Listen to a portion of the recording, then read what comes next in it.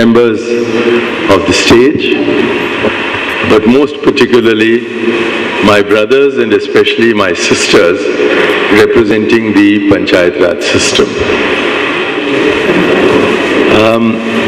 I think I should begin my remarks by drawing your attention to the first page of the document that was adopted by the National Development Council a few weeks ago, called the Approach to the 12th Plan. In paragraph 1.1 of the first page, the document says that notwithstanding the global economic crisis, in the last 5 years, the growth of GDP in our economy has averaged more than 8% per annum. On the same page, in paragraph 1.7, it confesses that over the last 11 years, poverty alleviation in India has averaged under 0.8% per annum. And the rest of the document does not attempt to reconcile 8% growth for the economy with 0.8% growth for the bulk of Indians who constitute this economy. And that is what I think is the big tragedy of India. That India is prospering, but Indians are not. And instead of making the pursuit of prosperity the priority for the country, that we are not making the eradication of poverty the priority for our nation. I find this particularly tragic because in the same year, 1991 and 1992, Dr. Manmohan Singh became the finance minister, and we started the process of economic reforms that has led to 8% GDP growth.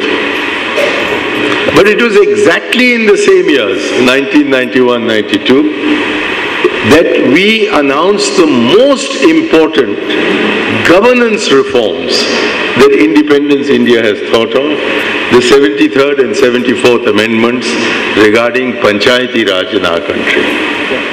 And because almost no attention has been given to governance reforms and all attention has been given to economic reforms, we find ourselves today in the ridiculous position of being one of the richest countries in the world with one of the poorest people in the world.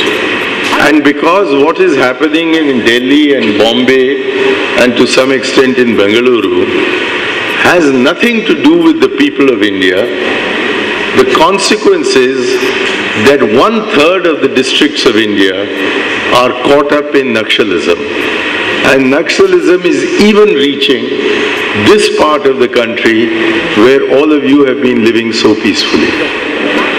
And it is not only the Naxal areas or the areas that are being threatened with Naxalism which are in serious danger. I see from the popularity of the Anna Hazare movement that even our middle class is completely dissatisfied with the fruits of independence, 60 years after independence.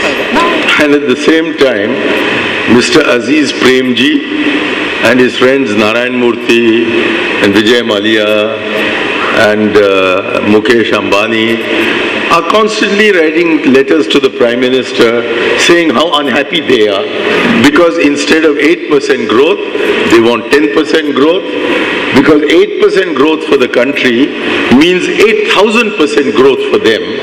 And poor Mr. Ambani has only 27 floors to live in with his family. He wants to make it 54 floors. So everybody in the country is unhappy.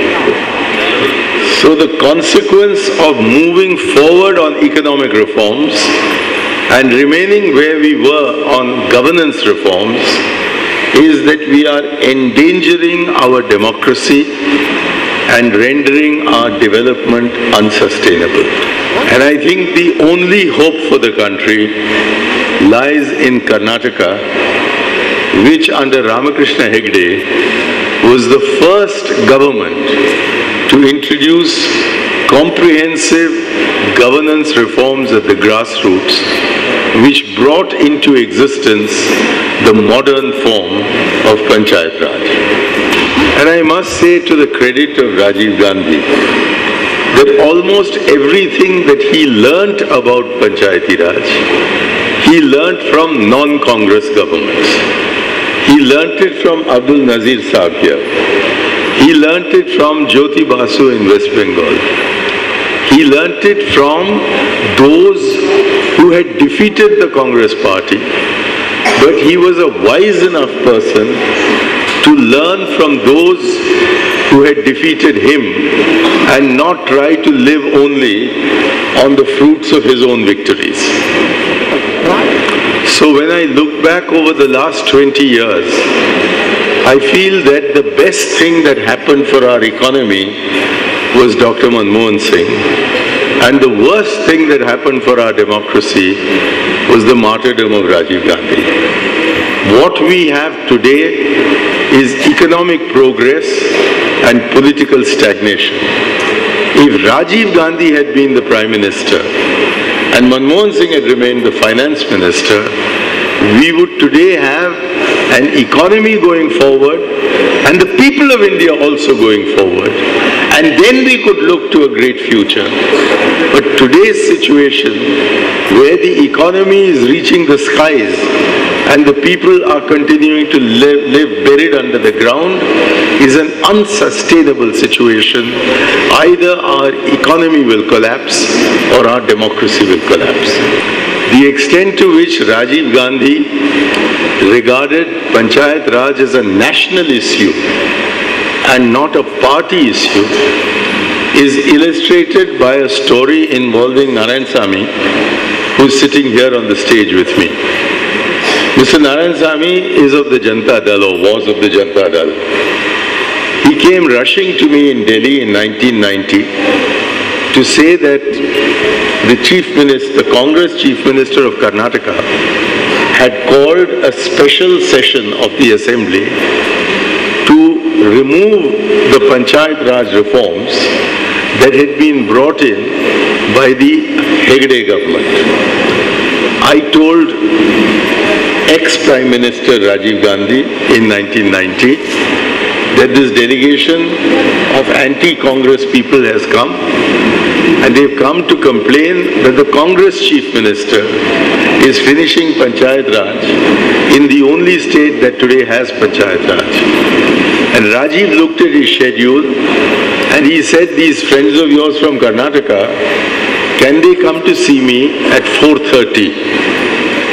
So I said, 4:30 in the afternoon? He said, no, 4:30 in the morning, because the only slot I have for them is at 4:30 a.m.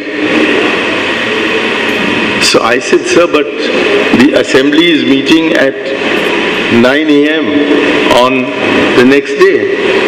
There's plenty of time, call them. So I woke up Narayanasamy and all his colleagues, and at 4:30 a.m. we went into 10 Janpat. There was only one person who was bright and awake there. His name was Rajiv Gandhi. The rest of us were rubbing our eyes. Narayanasamy explained to Rajiv ji what his own government, the Congress government in Karnataka, was going to do. Rajiv listened. He told them to go to bed, no, not to worry, and ordered me to immediately wake up the Congress Chief Minister of Karnataka and tell him to cancel the assembly session that was being called at 9 o'clock in the morning.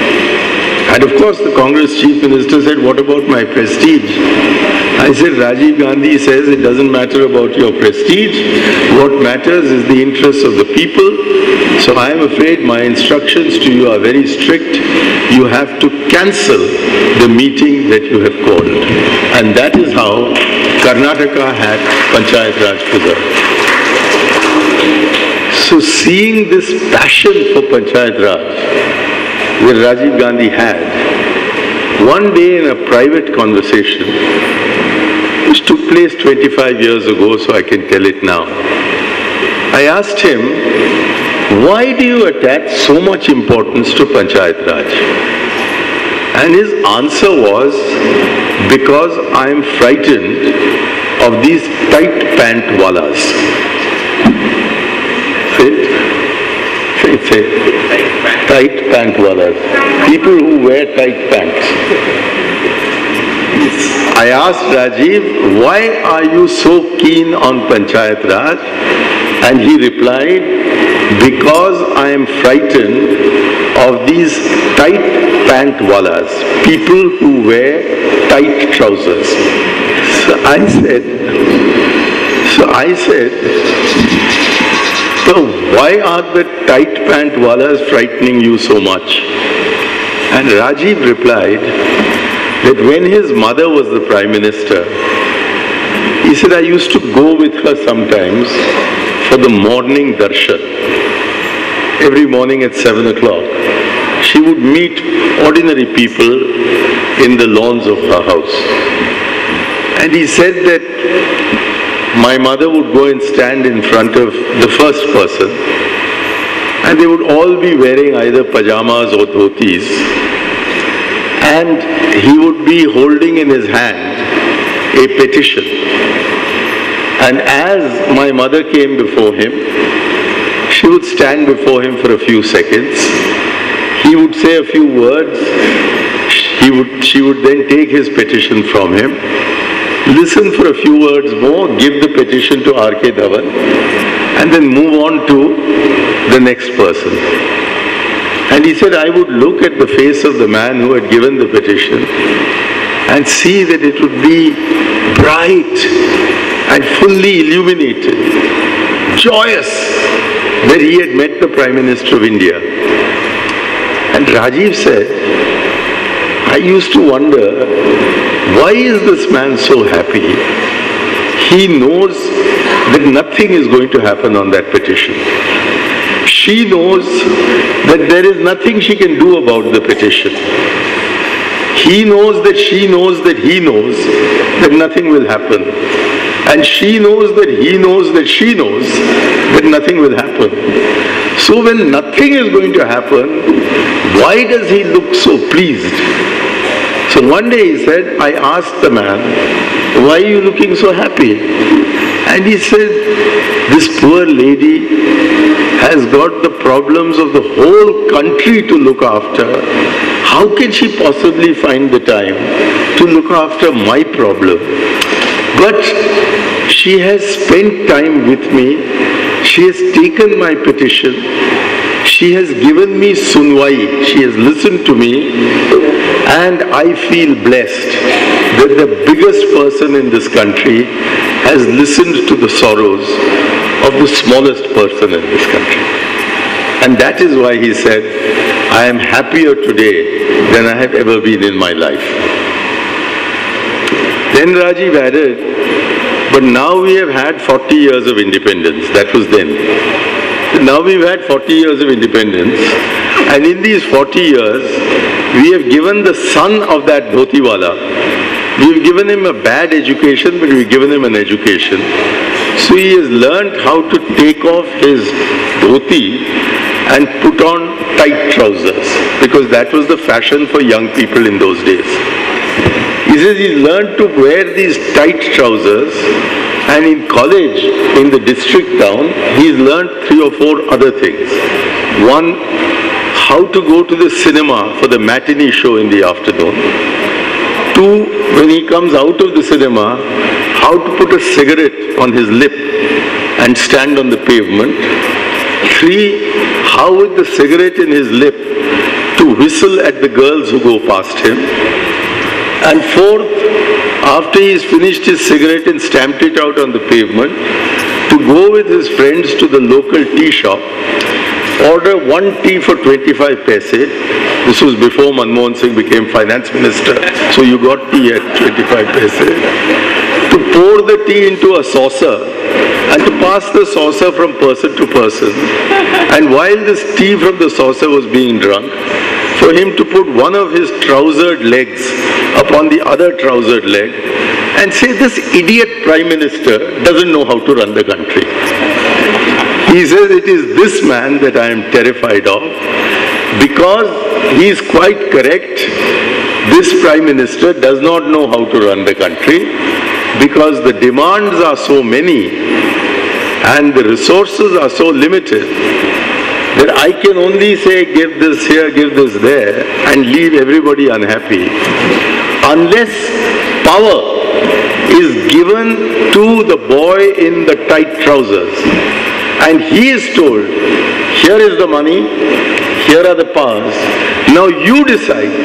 If you've got only 1 lakh rupees, you can't build a school, you can't also build a hospital, you can't also build roads, you can't also provide drinking water. You decide what you are going to do with this money. You become the Prime Minister of your village, and that way we may be able to save our democracy and keep our development going. Stop this Mai Baap Sarkar, where you tell the people, you want a school, come to daddy. You want a hospital, you go to mummy. You want to have a road in the village, you go to daddy. You want to have drinking water, you go to mummy. This Mai Baap Sarkar will not work. It was all right up till my mother's day, but now people have learned how to demand. And unless we say to them, okay, you're asking for this, you give it. You give them the powers, you give them the money, you make the bureaucracy work under them, and then this country will realize that there are choices to be made, and the poor people of India will feel that they have got control over their lives and that they are responsible for their own future. That is Panchayat Raj, the battle against the tight pant wala. Now some successes have been registered. When Rajiv Gandhi thought about Panchayati Raj, there were elected panchayats in Karnataka and in some other parts of the country, but not everywhere. Now we have got about 300,000 panchayats and nagarpalikas, 3 lakh panchayats and nagarpalikas. To these we have elected 32 lakh representatives. 32 lakh people have been elected in these panchayats and nagarpalikas, and out of them 12 lakh are women. 12 lakh are women.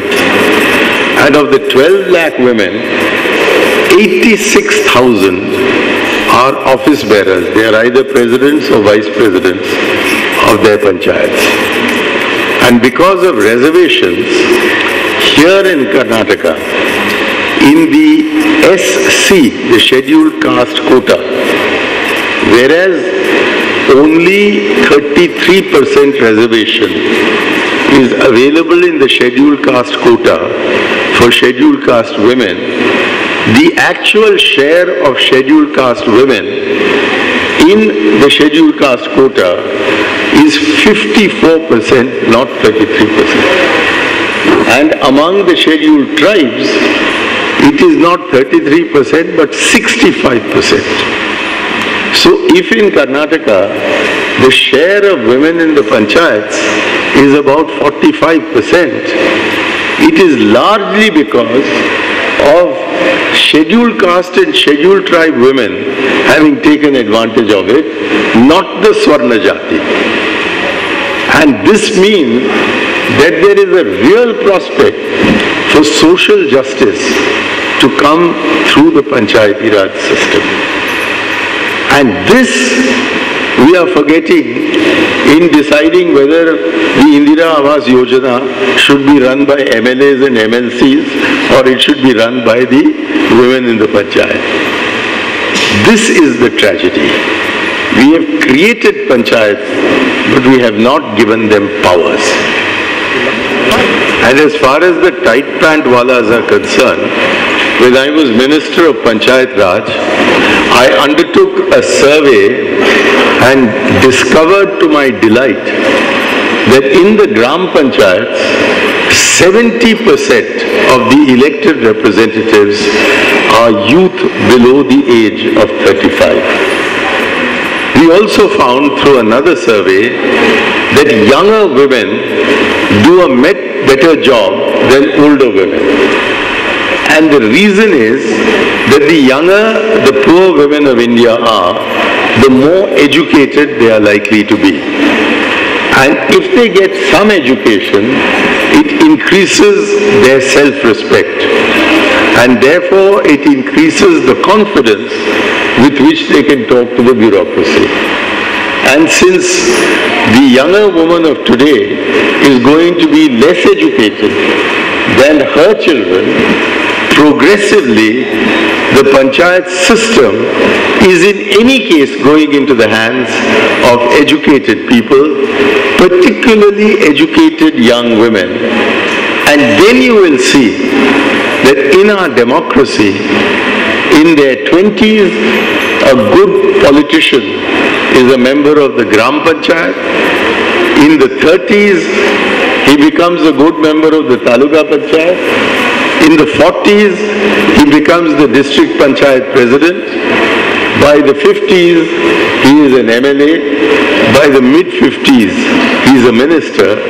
But instead of being an idiot minister who was running a cycle shop and suddenly has become a minister, he will have the experience of what is an Indian village, what is an Indian taluka, what is an Indian district, and therefore be able to take decisions at the state level and the national level that are in the interest of the people of India, not some stockbroker in Nariman Point, Dalal Street in Bombay.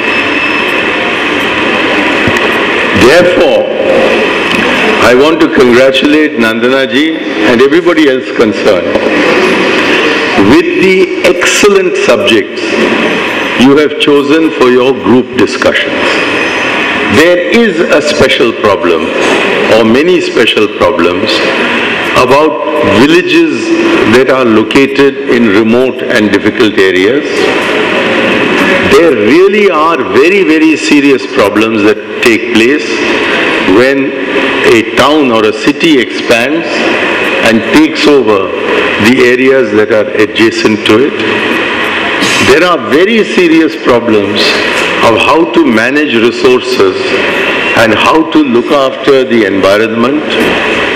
There are much more than what is written in the Constitution. It is the responsibility of the village to maintain harmony inside the village. And I recognize this is a very special problem of this part of India, where Muslims, Christians and Hindus have lived together in harmony for centuries. And now an attempt is being made by certain vicious political forces to create trouble between communities in this area, which is a symbol of secularism in India. And therefore your fourth group yesterday on peace and harmony had a very, very special importance. And today, beginning with the devolution of functions, finances and functionaries, I think the subjects you're going to take up today will be of the highest importance. Also, from what we were told by Mr. Acharya about the conclusions that you came to yesterday and your plans of preparing resolutions which you can present before the state authorities, I think these are going to be invaluable not only for Karnataka but for the country as a whole. Therefore, at this stage, I don't want to comment on your suggestions. I will do that tomorrow. Today, I just want to conclude my remarks by referring to what the central government can do, which is a subject that you are not discussing here. I'm not surprised that you are not discussing it because you all belong to a single state.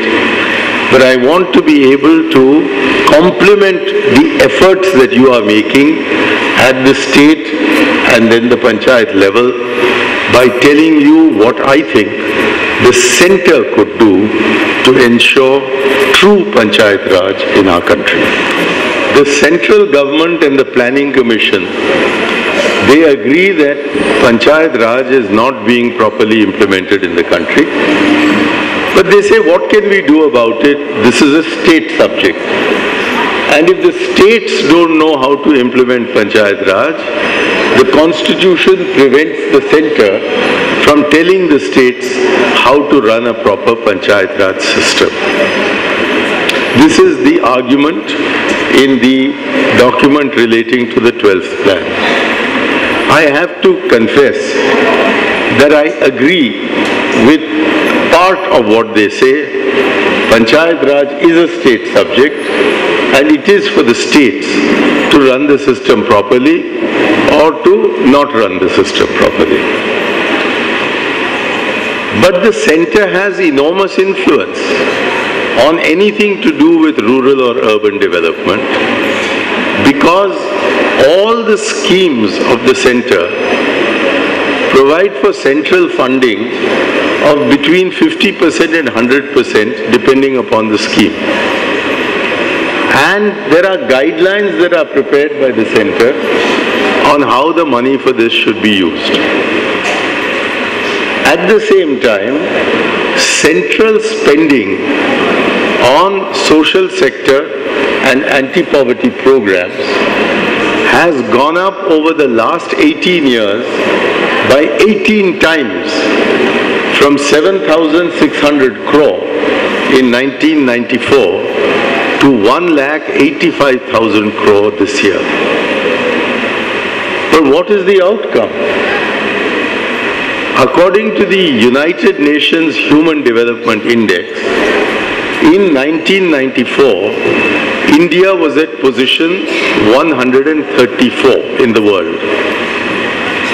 Today, 18 years later, India's position on the Human Development Index is 134. We have increased expenditure 18 times, but we are at exactly the same position as we were 18 years ago. On GDP growth, we have gone to position number 2. Only China is ahead of us. But on human development, we were 134th in 1994 and we are still 134 today. Why? Because, as Rajiv Gandhi said, 85 paise in the rupee is going into administrative expenses, leaving only 15 paise for the people. This is the system we have to change. Please note, he did not say 85% is going into corruption. He said 85% is going into legitimate administrative expenses. Why? Because for every scheme, and the central government has 139 schemes, for every scheme, the central and the state government bureaucracies set up a separate delivery mechanism. And all these delivery mechanisms are like the silos that you see at Mangalore Port, where they are picked up from the bins of the ships and then delivered through silos to the same bin at the bottom. So all these 139 schemes are delivered by 139 different systems. There is the Sarva Shiksha Abhiyan for Shiksha. There is the Total Sanitation Scheme for toilets. There is the Rajiv Gandhi Drinking Water Mission for drinking water. Every scheme has its own set of bureaucrats and NGOs attached to them. And the expense on all this is 85 paise in the rupee. And what goes to the people is 15 paise. And the corruption of the Panchayat Raj is from 15 paise, not from 100 paise.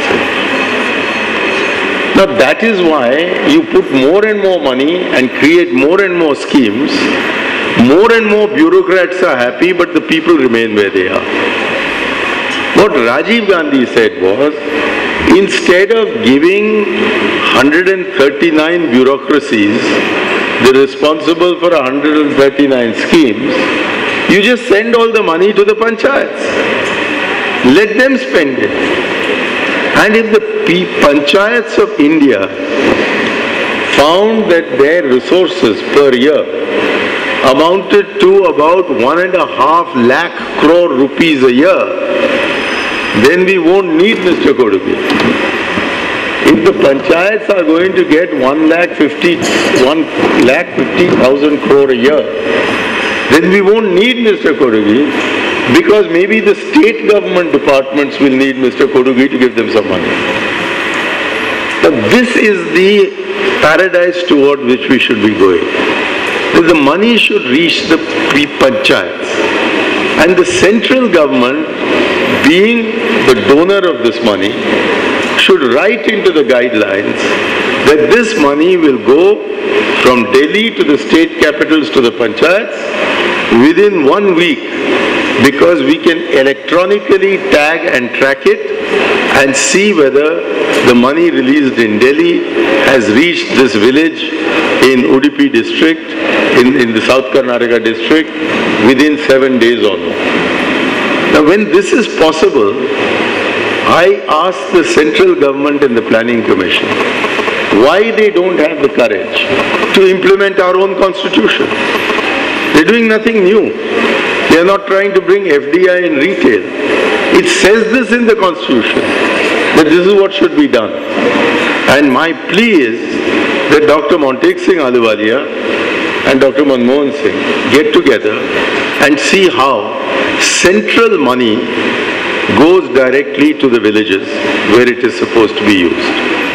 Now, this is a complicated matter. My suggestion is that the Prime Minister should recognize that Panchayati Raj began with the Balwant Rai Mehta Committee report of 1957. It was taken forward by the Ashok Mehta Committee report of 1978. And the time has now come to establish the Manishankar Aiyar Committee of Panchayat Raj to see how in the 21st century, after 20 years of economic reforms and 20 years of Panchayat Raj, why is it that economic reforms have gone to 8% and Panchayat Raj has only gone to 0.8%? If we can solve this problem, we solve the problem of Naxalism, we solve the problem of communal disharmony, we solve the problem of inequality, we bring the villages on par with the urban centers, we make the urban centers more democratic, we save our democracy, we save our development, and then with pride we can look at the Chinese and say, you've only got development, you've got no democracy. And we can look at some other countries and say, you've only got democracy, no development. And we can say, we are the only country in the world that has both democracy and development. That is the big goal towards which we have to work. And all the ladies here are the foot soldiers in that war on poverty. It is only if the panchayats are empowered that our people will be empowered. It is only a people that is empowered that can secure its entitlements. And if you have empowerment and entitlements, then enrichment automatically follows. That is the large goal that you should keep in mind. You are not fighting for 500 rupees honorarium or 1000 rupees honorarium. You are fighting for your families, you're fighting for your villages, you're fighting for the people of India, for you are the real representatives of the people of India. Those of us here are somewhat fraudulently pretending to be the representatives of the people. Jai Hind, Jai Karnataka.